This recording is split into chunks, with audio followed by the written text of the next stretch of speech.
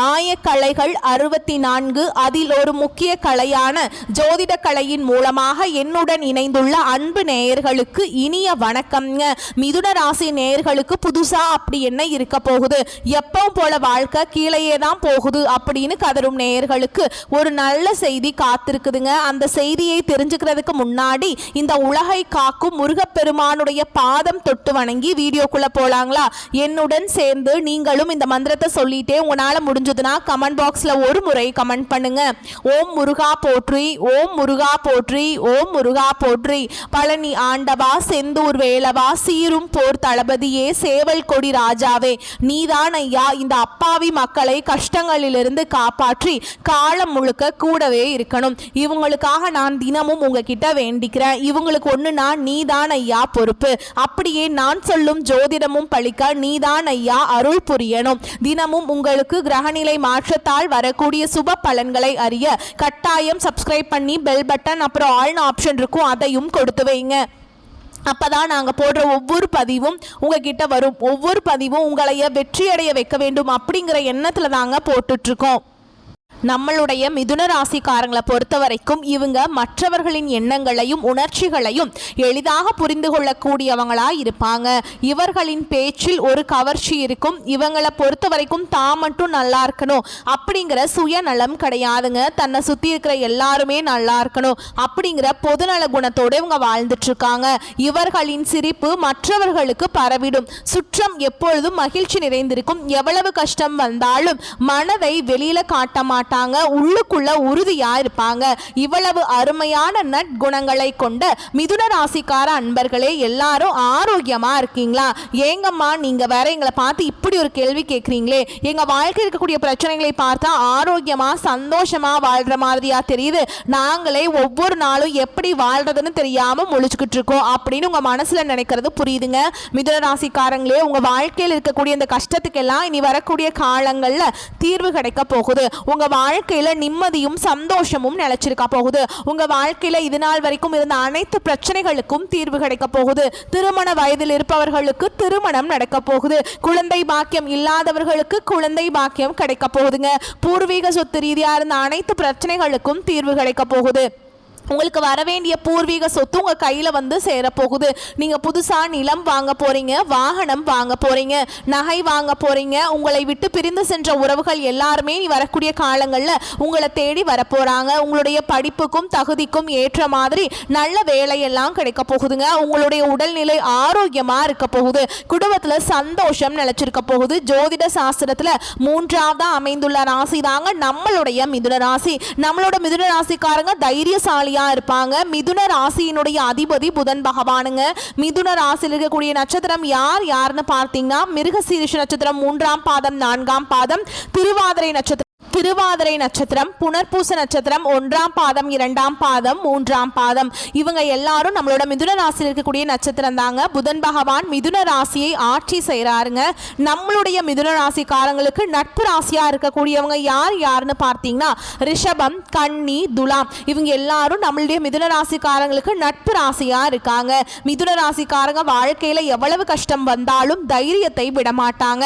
முயற்சி பண்ணிக்கிட்டே இருப்பாங்க. அடுத்தவங்க செய்ய முடியாதுன்னு ஒதுக்கி வச்ச காரியத்தை கூட அழகா திட்டம் தீட்டி அந்த காரியத்துல வெற்றி அடையக்கூடியவங்களா இருப்பாங்க. நம்மளுடைய மிதுன ராசிக்காரங்க எப்பொழுதுமே சுறுசுறுப்பா இருப்பாங்க. மீன் போன்ற அழகிய கண்களை கொண்டவங்களா இவங்க இருப்பாங்க.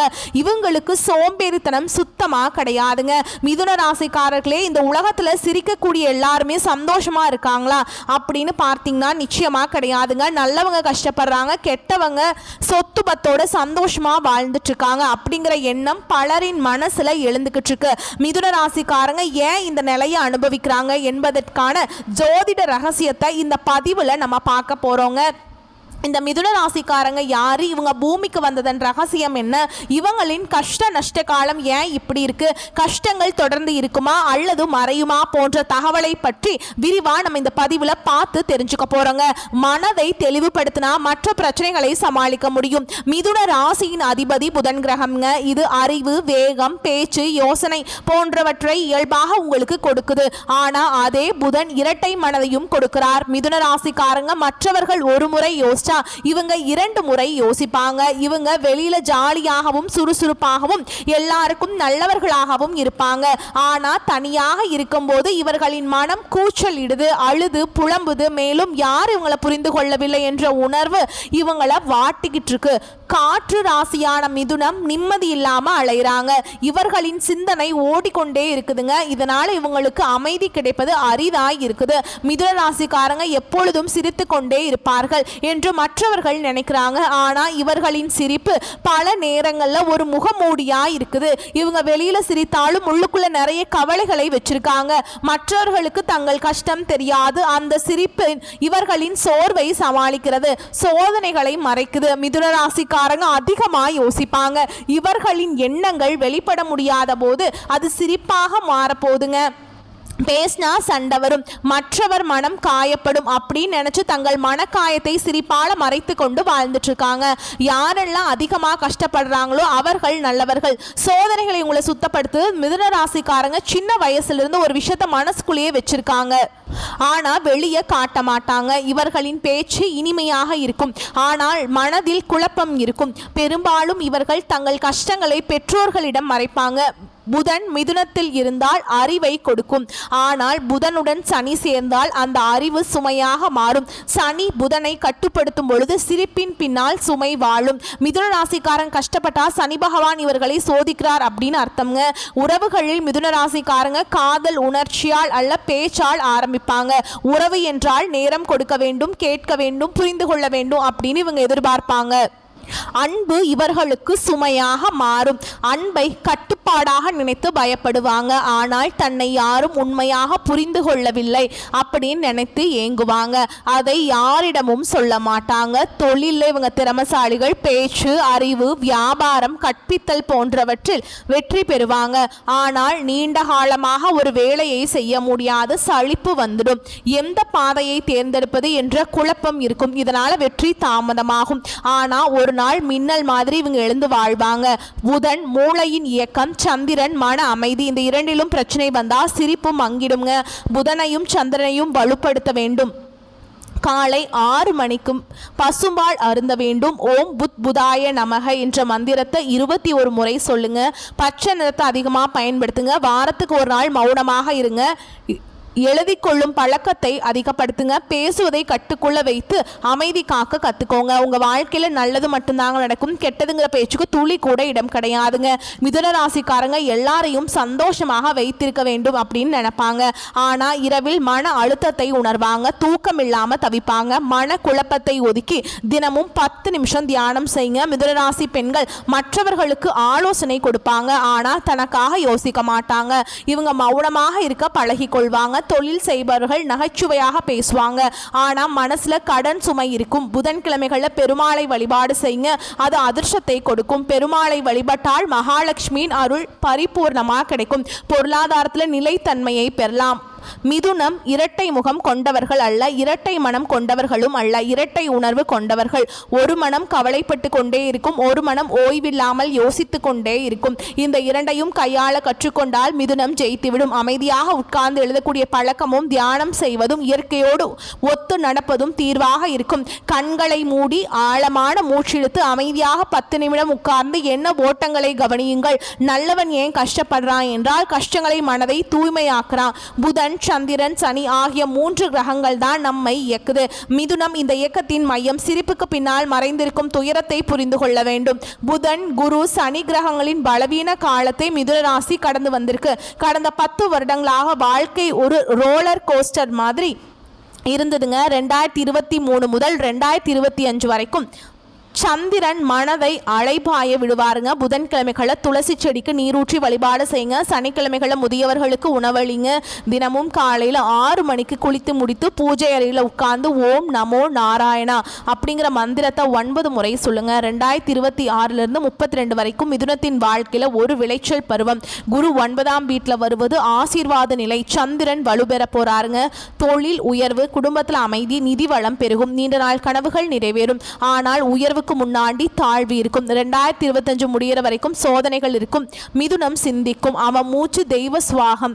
அவருடைய சிந்தனை உலகத்தையே மாற்றக்கூடிய திறனுடையது. ஆனால் அந்த சிந்தனை சீராக இருக்க வேண்டும். பகல் வேளையில மிதவை போலவும் இரவில் தியானம் பண்ணணுங்க. ஒவ்வொரு இரவும் படுக்கிறதுக்கு முன்னாடி மூச்சு ஆழமா இழுத்து நான் அமைதியா இருக்கேன்னு சொல்லுங்க. நிலவை பார்த்து 3 நிமிடம் அமைதியா இருங்க. இது மன அழுத்தத்தை குறைத்து புதனுடைய அதிர்வை சமநிலைப்படுத்தும். புதன் சரியா இருந்தா மட்டும்தான் மிதுனம் ஜெயிக்க முடியும். பச்சை நிற ஆடையை அணியுங்க. பச்சை நிறத்தை அதிகமா பயன்படுத்துங்க. ஒவ்வொரு புதன்கிழமையும் பசுமாட்டுக்கு பச்சை பயிறு மற்றும் வெல்லம் சேர்த்து உணவை கொடுங்க. குழந்தைகளுக்கு கல்விக்கு உதவி பண்ணுங்க. திங்கள் தோறும் இரவு நிலவை பாருங்க. தண்ணீர் நல்லா குடிங்க. தாயை வணங்க. சனிக்கிழமைகளை கருப்புழுந்து தானம் பண்ணுங்க. பசுமாடு, நாய்களுக்கு, காகத்துக்கு, பறவைகளுக்கு உணவு கொடுங்க. உங்க வாழ்க்கையில் இருக்கக்கூடிய அனைத்து பிரச்சனைகளும் காணாம போயிடும். உங்களுடைய எண்ணம் போல் உங்க வாழ்க்கையில நல்லது மட்டும்தாங்க நடக்கும். உங்களுடைய பேச்சு தான் உங்களுடைய உயிர். நீ பேசக்கூடிய வார்த்தைக்கு உயிர் இருக்கு. நீ என்ன நினைச்சு பேசுறியோ உன் வாக்கு பலிக்கும். யோசிச்சு பேசுங்க. வார்த்தையை விதையாக கருதி பேச வேண்டும். நடந்தது உன்னை வலுப்படுத்துச்சு, நடக்கிறது உன்னை சோதிக்குது, நடக்க போகிறது உன்னை காப்பாற்றும். சிரிப்பு ஒரு மருந்து. அது உண்மையான சிரிப்பா இருக்கணும். பொறுமையா இருங்க, அமைதியா இருங்க. மௌனம் மட்டும்தான் மிதுனத்துடைய பெரும் பலமா இருக்கும். கர்மத்துடைய பாசம். நீ நல்லவன், ஆனா பூர்வ ஜென்மத்தில் சில பிழைகள் இருக்கலாம். அது உன்னை கஷ்டப்படுத்த வரல, உன் வாழ்க்கையை சுத்தப்படுத்துது. நல்லவன் கஷ்டப்படுவது தண்டனை இல்லை, அது தூய்மையாக்குற காலம். சனி நீ செய்யறதுக்கு உனக்கு தகுந்த மாதிரி பலன் தருவார். பாவம் பண்ணவனுக்கு உடனடியாக சுகம் கிடைக்கும். ஆனால் நீண்ட நாள் நிம்மதி கிடைக்காது. பாவம் பண்ணவன் தான் கஷ்டப்பட்டா கஷ்டம் சிறிது காலம்தான். அவனுக்கு இறுதியில் பார்த்தீங்கன்னா தெய்வீக அமைதி கிடைக்கும். கெட்டவன் சிரிக்கிறான், அவனுடைய கிரகம் சுழன்றாலே அந்த சிரிப்பு கண்ணீராக மாறும். நல்லவன் பலரான அவனுடைய சனி பரிபூர்ணமாக உன்னை பலப்படுத்திட்டாருங்க. அவர் சிரிப்பு உலகத்துக்கு ஒளி தரும். நீ நல்லது பண்ண, ஆனால் காயம் அடைஞ்சுது. உன் பாவம் இல்லை, உன்னுடைய பரிசுத்தம். கிரகங்கள் உன்னை சோதிக்குது. சனி உனக்கு பொறுமையை கற்றுக் கொடுக்குது. சந்திர பகவான் உன் உணர்ச்சிகளை வெளிப்படுத்த தூண்டி விடுறாருங்க. புதனுடைய சிந்தனையை மேம்படுத்துறார். 2026க்கு பிறகு சனியுடைய சுழற்சி முடிஞ்சது. நல்லம வாழ்க்கை திரும்பும். சந்தோஷத்தை நோக்கியும் நிம்மதியை தேடியும் போக போகுது. கர்மம் ஒரு விதை மாதிரி, அது உடனே முளைக்காது. சில விளைகள் சில ஆண்டுகளுக்கு பிறகுதான் மலரும். இந்த 3 பரிகாரத்தை தொடர்ந்து செஞ்சு வந்தீங்கன்னா வெற்றி நிரந்தரமா உங்களுக்கு கிடைக்கும். அந்த 3 பரிகாரம் என்னன்னு பார்த்தீங்கன்னா, சனிக்கிழமைகளை கருப்பு நிற நாய்களுக்கு உணவு கொடுங்க. பசுமாடு மற்றும் முதியவர்களுக்கு உதவி பண்ணுங்க. புதன்கிழமைகள் அன்னைக்கு துளசி செடிக்கு நீர் ஊத்துங்க. கல்விக்காக கஷ்டப்படக்கூடிய குழந்தைகளுக்கு உதவி பண்ணுங்க. திங்கள் இரவு நிலவை பாருங்க. தாயை வணங்கணும். தினமும் காலையில் எழுந்த உடனே எனக்கு நடக்கிறது எல்லாமே நல்லதாகவே நடக்கும், தெய்வம் எனக்கு துணை இருக்குன்னு சொல்லி பழகுங்க. உங்களுடைய எண்ணம் போல் உங்கள் வாழ்க்கையில் நல்லது மட்டும்தாங்க நடக்கும். என்ன நடந்தாலும் சரி, இது எனக்கு நல்லது தான் அப்படின்னு யோசிச்சு பாருங்க. நல்லவன் கஷ்டப்படுறான், அவன் தெய்வத்துடைய பரிசுத்தமான ஆவி. அவனுடைய சோதனை அவன் ஆன்மாவின் பரிசு. கெட்டவன் சிரிக்கிறான், ஏன்னா அவனுடைய விதை இன்னும் முளைக்கல. அவனுடைய சுகம் தற்காலிகம். உன்னுடைய கஷ்டம் உன்னை தண்டிக்க வரல, உன்னை தெய்வம் வடிவமைச்சிட்டு இருக்காங்க. நீ நல்லவங்க, அதனால சனி உன்னை சுத்தப்படுத்துறாங்க. நீ சிரிக்கிறத மட்டும் நிறுத்தாத. நாளை உன்னுடைய சிரிப்பு உலகத்துக்கே வெளிச்சத்தை கொடுக்கும். நல்லவங்க சிரிச்சா நாடு செழிக்கும். அதனால உங்க வாழ்க்கையில எவ்வளவு கஷ்டம் வந்தாலும் சிரிக்க கத்துக்கோங்க. உங்க வாழ்க்கையில சந்தோஷம் நிலைச்சிருக்கும். இந்த உலகத்துல யாருங்க கோடீஸ்வரன்? கோடி கோடியா பணம் வச்சிருக்கவங்களா, பிடிச்ச உணவுகளை சாப்பிட்றவங்களா, பிடிச்ச உறவுகள் கிட்ட பேசுறவங்களா? அதுல யாருமே கோடீஸ்வரன் கிடையாதுங்க. யார் ஒருத்தவங்க நோய் நொடி இல்லாம மனக்கவலை இல்லாம நிம்மதியா தூங்குறாங்களோ அவங்க தான் இந்த உலகத்திலேயே சிறந்த கோடீஸ்வரன். அப்பேற்பட்ட கோடீஸ்வரன் ஆகக்கூடிய யோகம் உங்களுக்கு இந்த காலகட்டத்தில் அமைஞ்சிருக்குதுங்க. உங்கள் வாழ்க்கையில் நீ வரக்கூடிய காலங்களில் கவலை கண்ணீர் அப்படிங்கிற பேச்சுக்கெல்லாம் துளி கூட இடம் கிடையாதுங்க. இது நாள் வரைக்கும் உங்களுடைய மனசில் இருந்த மனக்கவலைகள் எல்லாம் நீ வரக்கூடிய காலங்களில் காணாமல் போக போகுது. நீங்கள் சந்தோஷமான ஆரோக்கியமான வாழ்க்கையை நீ வரக்கூடிய காலங்களில் வாழ போகிறீங்க. உங்கள் வாழ்க்கையில் சந்தோஷம் நினச்சிருக்க போகுது. நம்மளுடைய மிதுன ராசிக்காரங்க சுறுசுறுப்பாக இருப்பாங்க. சோம்பேறித்தனத்தை இவங்க துளி கூட விரும்ப மாட்டாங்க. இவங்க நிதானமான அறிவாற்றல் கொண்டவங்களாக இருப்பாங்க. ஆனால் சமயத்திற்கு ஏற்ற மாதிரி குணத்தை இவங்க மாற்றிப்பாங்க. மற்றவர்கள் இவங்களை எளிதில் நம்ப மாட்டாங்க. ஆனால் இவங்க எதையும் எளிதில் கற்றுக்கொள்ளக்கூடியவங்களாக இருக்காங்க. இவங்க நியாயமாக பேசி காரியங்களை சாதிக்கக்கூடியவங்களாக இருப்பாங்க. நண்பர்களை எளிதில் உருவாக்கக்கூடிய திறமை இவங்க கிட்ட இருக்குது. ஏன்னா இவங்க எல்லார்கிட்டையும் யதார்த்தமாக பேசுவாங்க, யதார்த்தமாக பழகுவாங்க. அதே வேகத்தில் துண்டிக்கவும் தயங்க மாட்டாங்க. நல்லவங்களா இருந்தாங்கன்னா பேசிக்கிட்டே இருப்பாங்க. கெட்டவங்கன்னு தெரிஞ்சதுன்னா ஒதுங்கி போயிட்டே இருப்பாங்க. மிதுன ராசிக்காரங்களுக்கு அதிர்ஷ்டசாலியான வாழ்க்கை துணை அமைவாங்க. வாழ்க்கை துணை அழகு, அந்தஸ்து, உயர்வான நிலையிலே இருப்பாங்க. சிற்றின்பத்தில் ஈடுபாடு உள்ளவங்களா இவங்க இருப்பாங்க. தேவையற்ற தொடர்புகளை நீங்கள் தவிர்க்க வேண்டுங்க. ஆடம்பர வசதிகளை அனுபவிப்பதில் பிரியம் உள்ளவங்களா இருப்பாங்க. சுகவாசிகளாக இருப்பாங்க. வாழ்க்கை வசதிகளுக்காக கடன் வாங்க தயங்க மாட்டாங்க. ஆனால் கடன் மற்றும் வட்டி செலுத்த வேண்டிய நிலையில் பாதிப்பு ஏற்படும், கொஞ்சம் எச்சரிக்கையாக இருந்துக்கோங்க. மிதுன ராசிக்காரங்க புகழுக்கு அடிமையானவங்க. நல்லவர்கள் என்று சொன்னால் போதும் உருகி விடுவாங்க. இவங்க வல்லவர்கள். ஆனால் அந்த மனதை வைத்து பல பேர் இவங்கள துவம்சம் பண்ணிட்டு இருக்காங்க. பிள்ளைகளால் வீண் தொல்லை, கடன், வம்பு வழக்கு ஏற்படும். அவசர முடிவுகள் எடுப்பாங்க. உறவுகளை இழக்க நேரிடும். வயதான காலத்தில் பிள்ளைகளுடன் கருத்து வேறுபாடு வரும். தொழில் ரீதியாக நேர்மையும் இருந்தால் லாபம் கிடைக்கும். வங்கி, வட்டிக்கடை, நகை வியாபாரம், ஆசிரியர் பணி, வக்கீல் பணி, அரசு தொடர்பான நிறுவனங்கள் போன்ற தொழில்களில் மிதுனராசிக்கு ஏற்ற தொழிலாக இருக்குதுங்க. கமிஷன், ஏஜென்சி, பால், நெய், வெண்ணெய் ஏற்றுமதி போன்றவற்றில் இவங்களுக்கு லாபம் கிடைக்கும். உஷ்ணம் உணவு, காரசார உணவு, அசைவ உணவுகளை இவங்க தவிர்க்கணும். பால், தயிர், நெய், வெண்ணெய், பசலக்கீரை, தக்காளி, அவரை, தர்பூசணி, முட்டை, வாழைப்பூ போன்றவற்றை இவங்க உணவில் எடுத்துக்கொள்வது இவங்க வாழ்க்கைக்கு ரொம்பவுமே நல்லது. இவங்களுடைய எண்ணம் போல் உங்கள் வாழ்க்கையில் நல்லதெல்லாம் அடுக்கடுக்காக நடக்க போகுது. நம்மளுடைய மிதுனராசிக்காரங்களுக்கு அதிர்ஷ்டம் தரக்கூடிய கிழமைகள் என்னென்னு பார்த்தீங்கன்னா புதன், வியாழன். அதிர்ஷ்டம் தரக்கூடிய எண்கள் 5, 6 இந்த எண்களை பயன்படுத்தினீங்கன்னா அதிர்ஷ்டத்தை ஈர்த்து கொடுக்கும். அதிர்ஷ்டம் தரக்கூடிய நிறம் வெளிர் சிவப்பு, ஊதா நிறம்ங்க. அதிர்ஷ்டம் தரக்கூடிய திசைகள் தென்மேற்கு, வடகிழக்கு. வரக்கூடிய வாய்ப்புகளை மட்டும் கரெக்டாக பயன்படுத்திக்கோங்க. வாழ்த்துக்கள். நல்லதே நடக்கும், நல்லது மட்டும்தான் நடக்கும். நன்றி, வணக்கம். வாழ்க வளமோடு நலமோடு.